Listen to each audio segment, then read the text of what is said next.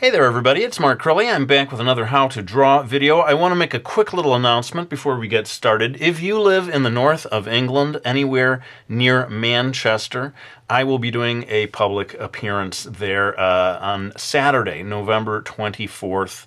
Stay tuned to the end of this video. I'll give you more details on that. But let's go ahead and get into this video. We're going to be doing a lesson on how to draw hands.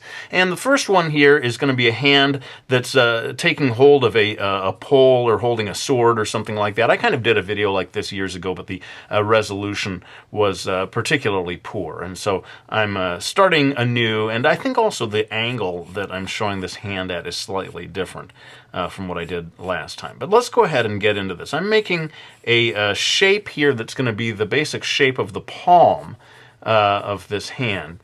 And it begins by cutting across the pole. Now, I think the main thing you're trying to do is to get the fingers to appear like they're really gripped on that pole or sword handle or whatever it's going to be.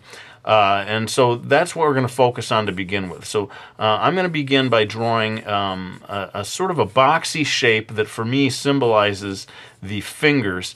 And the main thing that you really need to focus on, if you're trying to draw the hand as I'm drawing it here, is that the bottom part of the fingers is pretty close to this bottom part line of the pole, right? So you have a top line, a bottom line, and you can see there's just a little bit of a gap there below it. But above it, there's quite a large gap, and that is where the knuckles are going to go and so forth. It may be a little hard to see what I'm doing at this point. Unfortunately, there's no way of avoiding that until I get a little further along. But let's go ahead and draw the rest of the base of the palm here. And as you look at this, each one of these things is creating a certain shape, a certain boxy shape that's a little bit hard to describe. You know me, I'm very challenged when it comes to describing anything. But this is a shape that truly is. It's not an easy shape to describe. The base of the palm is coming across like this, and then maybe just to help you see the relationship between these lines, I'm going to lightly put in a line that's really just a guideline. It's just mainly going to vanish later on. But maybe if you look at this, the way this line relates back to that one, this whole thing creates the sort of the basic shape of the fist. And what I'm going to do now, this is maybe the easier thing that will help you to see what we're drawing here, is I'm going to draw the wrist. And the wrist is pretty much coming straight off of this line, right, that we did here, goes straight down.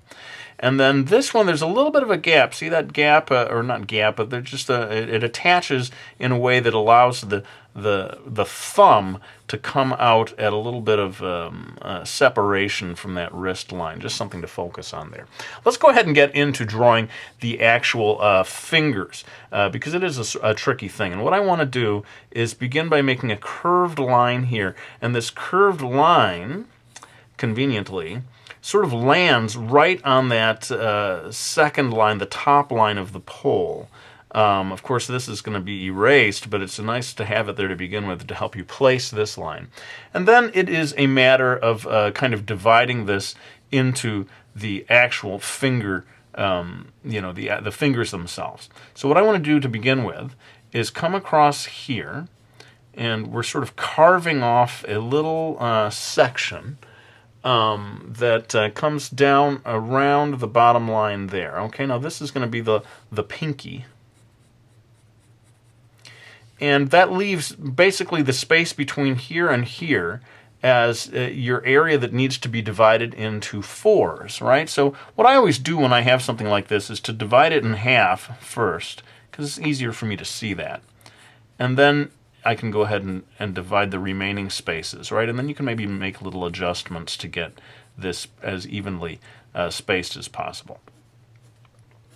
Now we're finally ready to start drawing the knuckles, the lines leading up to the knuckles. And one of the things that I've noticed is that these lines don't actually touch the knuckles. They kind of come back, and sometimes there's a little bit of a curve at the end of this line, these lines that delineate the separation of the fingers.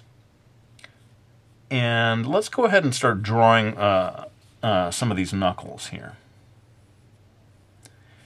I'm going to go across, I'm going to make one line like so, and see this first initial guideline is helping me to place where each one of the knuckles is going to land.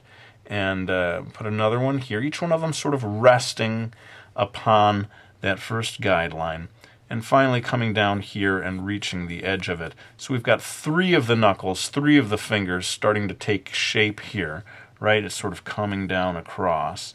And I think what I need to do at this stage is step away from drawing the fingers and draw the thumb. So I'm going to go ahead and go down here. This is where the actual thumb is coming across, holding the fingers in place. And notice how far the this final... so they were explaining this to me because I was calling them digits. Is it phalange? The final phalange. I don't feel right saying that word, phalange. It sounds like something you'd order in a restaurant, right? I'll have the sautéed phalange, please. In any case, I'm coming across here with this last part. What I mean is this end part of the thumb. And what I want you to focus on is how far it goes. It kind of crosses right into this third finger here. But not very far all the way across it. It just sort of comes on top, and then you can finish off that finger now that you've... well, hang on a second. I better erase here, because that's what this initial guideline was about. Mark, what are you doing? Let's go all the way down. This this knuckle, or this one part of the... this one division of the finger comes all the way down to that initial guideline that we drew. Thank goodness I caught myself there. I would have... People would have been like, well, what is this line down here for, Krilly? What is with you today, man? Not enough caffeine. Or maybe too much caffeine. Anyway, this is getting these 3 fingers in place. And then finally, just to make it sort of interesting, this finger, the pointer finger, is coming up off of the pole just a little bit. It's sort of like holding it a little more loosely. I don't know if everyone's going to want to copy this part of it, but I saw a pose of a hand, you know, like a photograph, where the finger was separating just a little, and I thought it was interesting. It sort of made it more graceful somehow. That this pointer finger, that there was a little bit of a gap in there as it came across. But you can see how this initial line that we put here kind of becomes the knuckle line of, you know, all the way across those fingers. Each one of those becomes a knuckle. And then if you've placed all this properly, it should look like these fingers are wrapping around the pole quite tightly, holding it in place. That's always the challenge I find when drawing something like this, is that somehow that you can't make it look like the fingers are gripping that pole. And so that's why I've spent quite a lot of extra time trying to go over this aspect of it. There's a fold of flesh that comes in here, the base of the thumb, that you can put in there. And then we're almost done, really. One thing that I noticed, and this is sort of an extra detail that you might want to focus on, sort of like extra credit if you want to go for the advanced thing. You will sometimes see that there's an indication of the wrist, like a bone at the edge of the wrist that causes this line to sort of bulge out right around there. And yeah, that's something you can... And also flesh can sometimes bulge up around the pole, or the hand of the flesh is sort of in that causes an indentation right there. And then, you know, here's where we can begin to erase some of these initial guidelines so that this, you know, is more clearly visible what it is that I'm drawing. The last things I would want to do, this is, I imagine this is a man's hand. And I guess that doesn't really matter so much, but when I'm drawing a manly man's hand, so masculine, as he grips the sword to vanquish his foe. When I'm drawing a masculine hand, I don't feel like I have to make it super delicate looking. I'm going ahead and making it sort of boxy and putting angles in here and drawing a lot of, for example, I might draw the tendons bulging out here. I would never do that, I don't think, except for like a female warrior hand, you know, if that's part of what you're sort of trying to emphasize. I think generally when you're doing a female hand, you're putting fewer lines in, trying to make it look more elegant, generally speaking. Although I think I'm being incredibly sexist when I say something like that. I think it just depends more, maybe not so much on masculine or feminine or more, but is it like, is it more a action adventure kind of thing, or is it more, yeah, an elegant story? Who knows?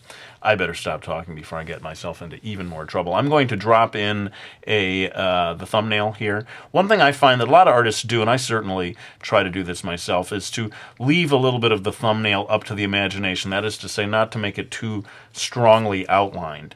I like to sort of put just a few little lines that indicate the thumbnail being there, but I don't want to get too carried away with delineating the entire edge of the thumb, for either the thumbnail or the fingernails for that matter. I think it just sort of makes it stand out a little too much. Well, we have spent already almost 11 minutes just on this one hand alone. I'm going to go ahead and kick it into time-lapse to finish off this drawing, then we'll move over to the second hand.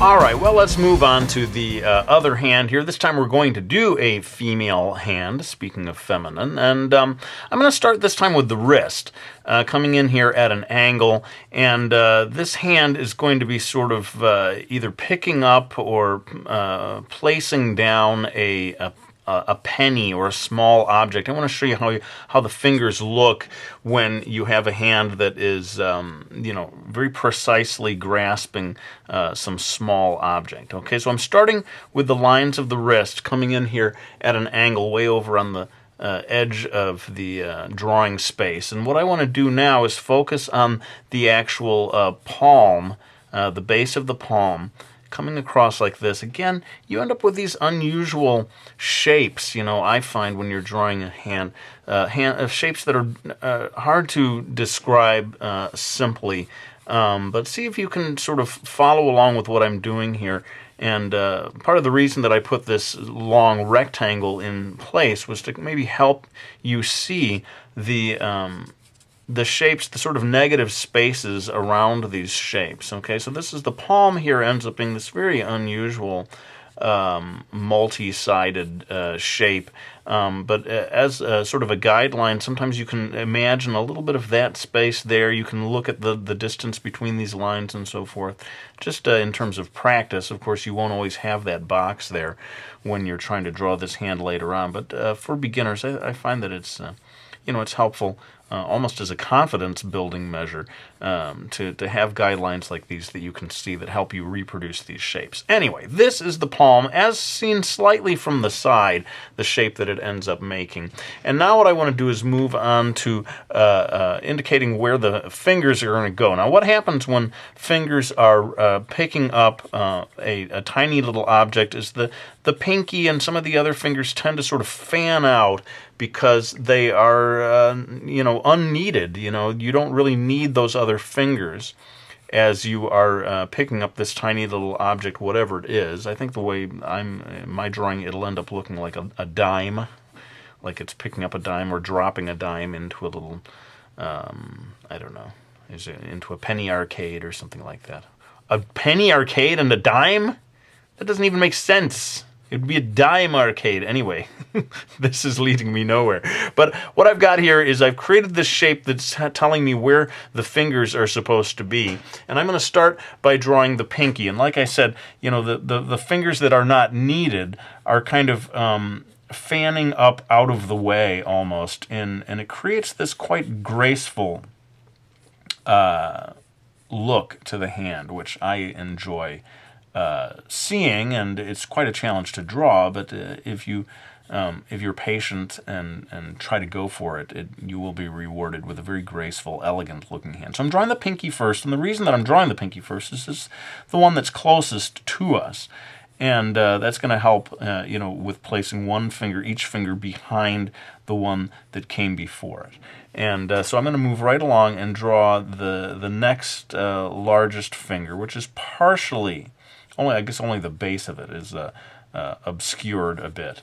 But this time the finger is going to come all the way out here. One thing I've noticed as I study the hand, that the pinky is quite substantially shorter than all the other fingers, and that's the one thing that you need to focus on when you're drawing the fingers is the lengths of them. And I have another video that really but you see that this finger's the longest, these two come down, and then the pinky drops way down. So if you're just quickly drawing a hand and you want to make sure it looks convincing, one quick thing to focus on is to make sure that the pinky is indeed not just a little shorter, but quite substantially shorter than the other fingers. Now, I'm coming in to draw this. Each one of the fingers, of course, divides more or less evenly into 3 different parts, segments, phalanges, if I'm saying that correctly.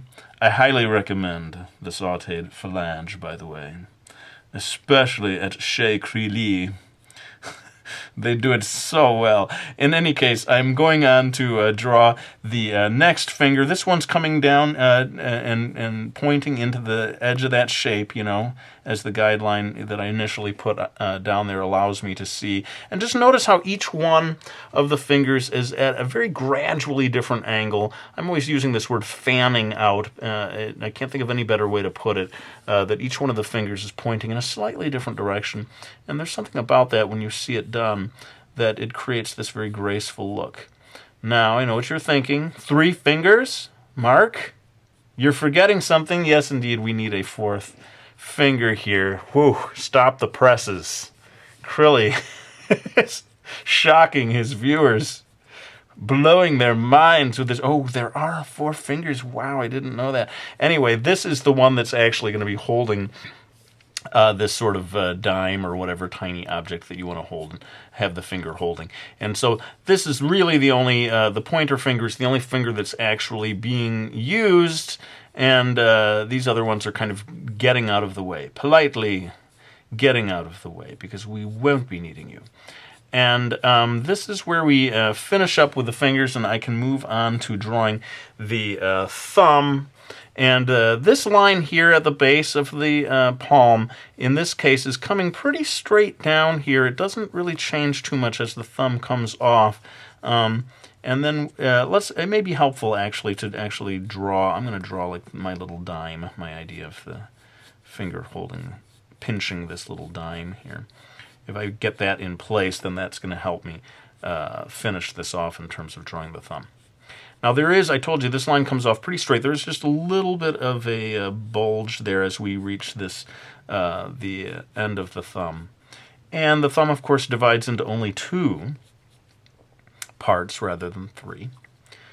I know, I'm just giving you all kinds of relevant information today. It's like, yeah, Mark, we knew that. We knew that about the thumb. In any case, one thing you can pay attention to is the shape of negative space that happens between the finger and the thumb. A lot of times, artists are focusing on these negative space aspects. They're looking at the blank air between things as a guideline that helps them figure out where things are. Well, I can see that I have used like another 7 minutes on top of the previous ones, so I think I do need to move along with this. This line here is not going to be a real hard line. It's just really showing me the edge of the palm, and as I shade it in, this shows me where the shadow is going to fall in, all in here. You might want to add an extra line in here that delineates the way the palm sort of divides into 2 parts. I find that artists like to make a good, strong indication of that way that the palm divides into 2. And then there tends to be a little bit of something here to indicate like a padding almost along just below the fingers. I don't know if you even see it that much in real life, but I find that artists sometimes want to kind of firm things up in the illustration, give the eye more solid areas to sort of look at, to understand the structure of the hand rather than just leaving it blank. But as I said before, the more lines you add, the less graceful it tends to look.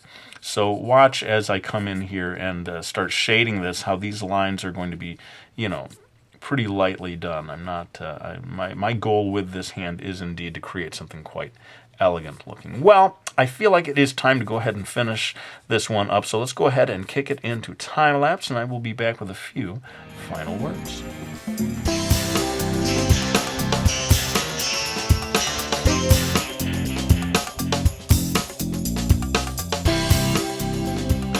Alright, well there you have it, another video on drawing hands. I've done like 3 or 4 of them now, and you know what? I will be doing more and more of them because you really can't practice drawing hands too many times.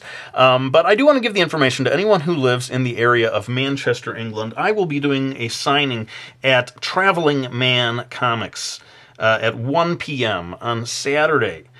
November 24th, 2012. If you are in the area, please stop by. This is my sort of debut public appearance in the UK. I would love dearly to meet any of you who can make it, but don't drive crazy distances to get there because chances are I'll be back and maybe somewhere closer to where you live. But for now, I want to thank anyone who has supported me by getting any of my books. We got the Brody's Ghost series, we got Miki Falls, we do indeed have Mastering Manga, my instructional how to draw book. But for now, let's go ahead and lay down the pencil. I want to thank you all for watching this video. I hope you found it useful, and I'll be back with another one real soon.